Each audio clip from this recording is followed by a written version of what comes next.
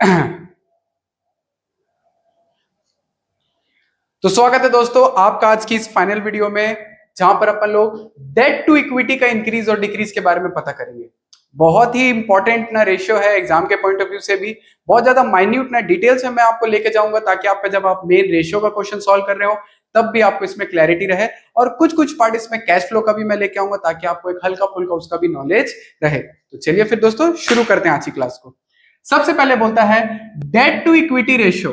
Sir debt, सबसे पहले आपको ना कुछ बातें समझने वाली हैं। क्या है? एक होता है डेट। डेट का मतलब यहां पर क्या है? Only long term, long term borrowing की बात कर रहे हैं। यहां पे क्या बात कर रहा है? Long term borrowing plus provision. Long term, दो प्रकार की बोरोइंग होती है बिजनेस में, दो प्रकार की। एक होती है लॉन्ग टर्म, एक होती है शॉर्ट टर्म। लॉन्ग टर्म वाले को अपन बोलते हैं डेट, और जो शॉर्ट टर्म होती है उसको अपन बोलते हैं करंट लाइबिलिटी। ध्यान रखना इस चीज का। Short term liability is equal to current liability, जो एक साल के अंदर रीपे करनी पड़ती है अपने को। ठीक है। अब उसके बाद नीचे कौन आता है? इक्विटी। अब जब हम इक्विटी पढ़ते हैं ना, तो हमारे ना दिमाग में क्या आता है पता है? Equity share. कायदे से it is not equity, it is share holder fund.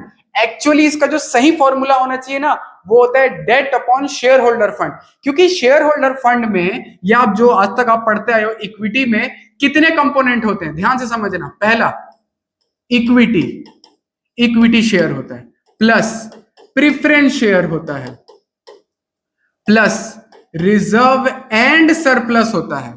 अब ये रिजर्व एंड सरप्लस अगर आप लोग के लिए महंगा सौदा है, तो यानी कि कंपनी के जितने भी प्रॉफिट होते हैं और जो रिजर्व्स होते हैं, बेसिकली पीएल अकाउंट में आने वाला जो नेट प्रॉफिट होता है, उसको हम बोलते हैं रिजर्व एंड सरप्लस।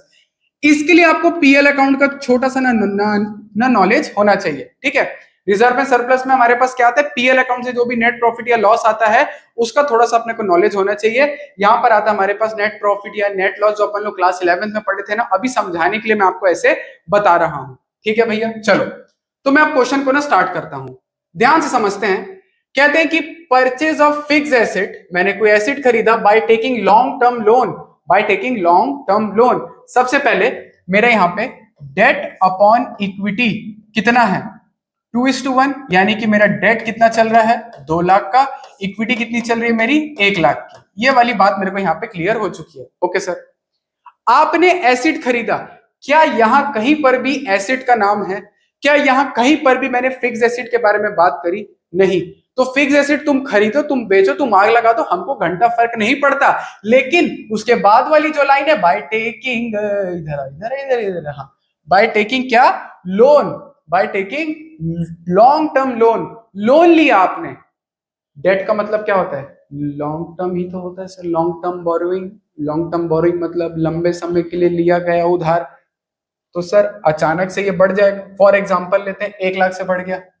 एग्जांपल ले रहा हूं मैं, 1 लाख रुपए का मैंने ना लिया है लोन। तो सर ये कितना हो गया? ये मेरा हो गया 3 लाख। और ये मेरे लिए कितना रहेगा? अभी भी 1 लाख ही रहेगा। यानी ये कितना चला? 3:1। तो सर रेशियो तो यहाँ पर क्या कर गया है? इंक्रीज कर गया। ठीक है। रेशियो यहाँ पर ने क्या चीज कर गया? इंक्रीज कर गया रेशियो मेरा। पहले कितना था? 2:1। अब कितना ना शूट कर दिया? 3:1। तो रेशियो क्या कर गया? इंक्रीज कर गया। बात खत्म।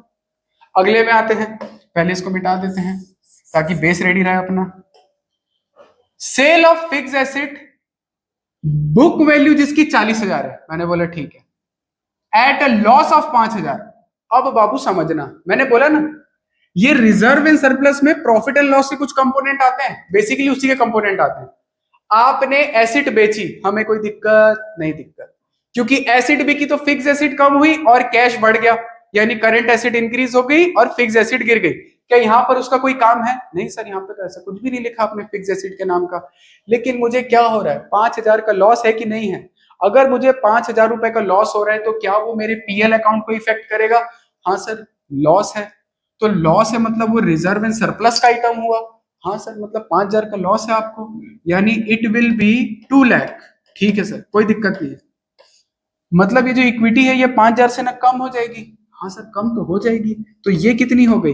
95। सर अगर प्रॉफिट हो जाता तो ऐड कर देते, लॉस है तो लेस कर दो। क्यों कर रहे हैं? क्योंकि दोस्तों ये है हमारा प्रॉफिट एंड लॉस अकाउंट। अबे प्रॉफिट एंड लॉस पे हक किसका होता है? मालिक का। और शेयर होल्डर फंड, मालिक का फंड, तो प्रॉफिट एंड लॉस पे भी जो इफेक्ट आएगा वो किस में आएगा? शेयर होल्डर फंड में आएगा। सिंपल, ये लॉजिक में जाना है अपने को, दैट्स इट। तो ये कितना हो जाएगा मेरा? ओ माय गॉड, इसको तो मेरे को निकालते निकालते जान निकल जाएगी। तो ये हो जाएगा 2 लाख डिवाइडेड बाय 95। ये मेरा हो रहा है 2.10:1। तो सर यहां पर भी रेशियो क्या कर रहा है मेरा? इंक्रीज कर रहा है। ठीक है सर, फिर से सर मिटाएंगे आप? हाँ ओके। अब बोलता है सेल ऑफ, हाँ, sale of fix asset book value 40,000 for 50,000। बेच दे, कोई दिक्कत नहीं है। कितनी बुक वैल्यू है? 40,000। कितने में बेच रहा है? 50,000 में। खुद दिमाग लगाओ, 40 की चीज 50 में बेचा, फिक्स एसेट गिर गई, करेंट एसेट बढ़ गई, नो इशू। लेकिन सर 10,000 का डिफरेंस है, वो 10,000 आपके लिए क्या है? फायदा, प्रॉफिट है कि नहीं है? तो सर हाँ, अभी आपने बोला प्रॉफिट एंड लॉस का कोई भी आइटम होगा वो रिजर्व एंड सरप्लस को इफेक्ट करेगा, और रिजर्व एंड सरप्लस इफेक्ट हुआ, इसका मतलब शेयर होल्डर फंड इफेक्ट होगा। तो इसका मतलब क्या हुआ? ये तो 2 लाख इंटैक्ट रहेगा ही रहेगा। हाँ सर, अब इसमें क्या हो जाएगा? 10,000 ऐड हो जाएगा ना प्रॉफिट का, तो ये कितना हो जाएगा? 1,10,000 हो जाएगा ये मेरे लिए। तो it will be 200 divided by 110। ये हो रहा है मेरा 1.81:1। सर रेशियो यहां पर क्या कर गया? डिक्रीज कर गया। अब समझ में आपको थोड़ा थोड़ा आ रहा होगा कि फॉर्मूले के इंटरनल भी बहुत सारे फॉर्मूलेज होते हैं, और ये इजी मार्क्स हैं, इजी। आपको ये लगेगा कि अबे इतना थोड़ी दिमाग लगाएंगे, बाबू तू लगा ले। मैं बता रहा हूं, टॉपर और एवरेज स्टूडेंट को ना ऐसे क्वेश्चन डिफाइन कर देते हैं, तुरंत रास्ता अलग कर देते हैं। थोड़ा सा दिमाग लगा के तू उससे 10 नंबर ज्यादा ला सकता है, थोड़ा सा कम दिमाग लगा के तू उससे 10 नंबर कम ला सकता है। तो ये है तुम्हारा टर्निंग पॉइंट। आगे, issue of new share for cash. ठीक है सर, अगर आप शेयर इशू करते हैं, दोस्तों कंपनी अकाउंट याद है? हाँ सर याद है। उसकी एंट्री क्या होती है? Bank account debited to share capital या शेयर एप्लीकेशन। तो सर इसका मतलब क्या हुआ? डेट में तो कोई फर्क नहीं पड़ेगा, उधार तो हमने लिया नहीं है सर। हाँ, लेकिन सर इक्विटी बढ़ गई, इक्विटी बढ़ गई। आपने मान लो कितने शेयर इशू किए? सर हमने 1 लाख रुपए के शेयर इशू कर दिए, तो ये पहले से 1 लाख था, ठीक है, और हमने कितना इशू कर दिया? 1 लाख, और ये कितना हो गया?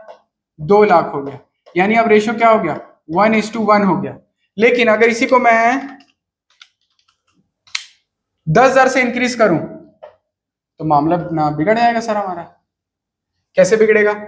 ध्यान देना, issue of new share for cash. मैं क्या बोल रहे हैं यहाँ पे?